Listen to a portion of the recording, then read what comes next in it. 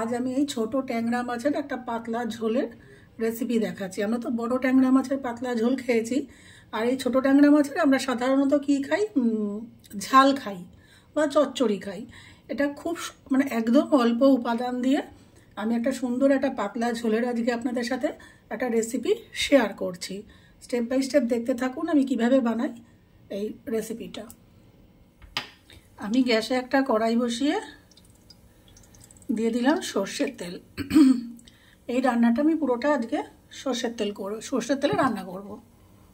এবারে আমি মাছগুলোকে নুন হলুদ মাখিয়ে ভেজে নেব।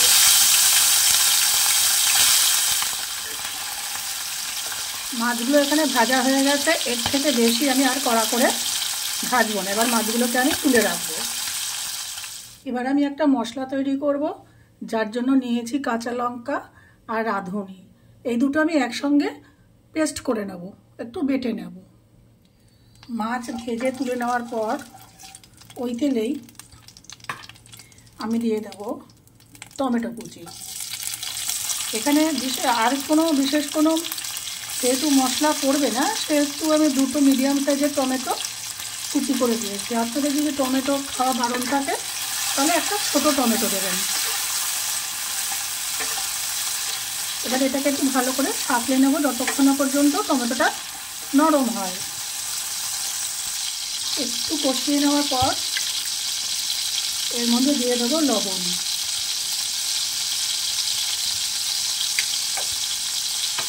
আর দেবো হলুদ।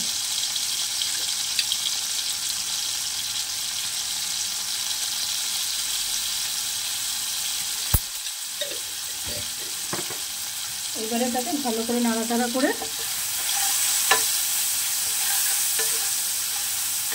একদম টমেটোটাকে গলিয়ে দেবো। টমেটো নরম হয়ে গেছে। এখানে আমি এবার দিয়ে দিচ্ছি রাঁধুনি আর কাঁচা লঙ্কা বাটা আমি যেটা করে রেখেছিলাম সেইটা দিয়ে দিলাম। আজকে দিয়ে দিলাম একটু জল। মশলার জার আর বাটিটা দিয়ে দিলাম একটু জল। এইবারে এটা একটু ফুটে উঠবে। আঁচটা বাড়িয়ে দিলাম।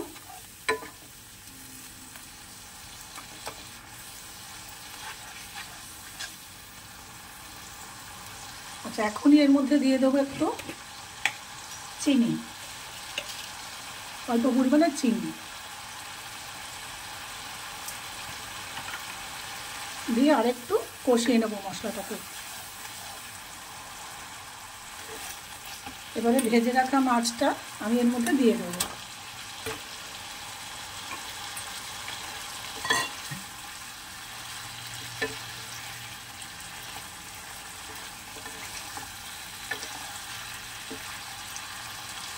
তারপরে দিয়ে দেবো পরিমাণ মতো জল। আপনার যেরকম পাতলা ঝোল খাবেন সেই রকম পরিমাণ জল দেবেন। এই মাছটার পাতলা ঝোলই খায়। অপূর্ব স্বাদের একটা পাতলা ঝোল, এমন কিছু বেশি ইনগ্রেডিয়েন্টস লাগেও না এবং খুব সুস্বাদু হয়, পেটের পক্ষে খুব ভালো। এবারে ঝোলটা কিছুক্ষণ আমি রাখবো, ঝোলটা ফুটে ওঠা পর্যন্ত। ঝোল ফুটে উঠেছে। এখানে আপনারা লবণ ঝালটা চেক করে নেবেন।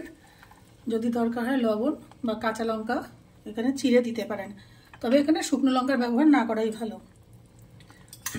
এবার নামানোর আগে আমি এই যে গন্ধরাজ লেবু পড়ে গেল, আমি নিয়েছি এই যে গন্ধরাজ লেবুর রস। গ্যাসটা কমিয়ে নেব, কমিয়ে গন্ধরাজ লেবুর রস দিয়ে দেবো। গন্ধরাজ লেবুর রস ছড়িয়ে দিয়ে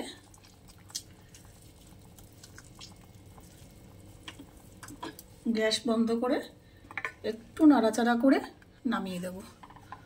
তৈরি আমার রাঁধুনি বাটা দিয়ে ছোট ট্যাংরা মাছের পাতলা ঝোল।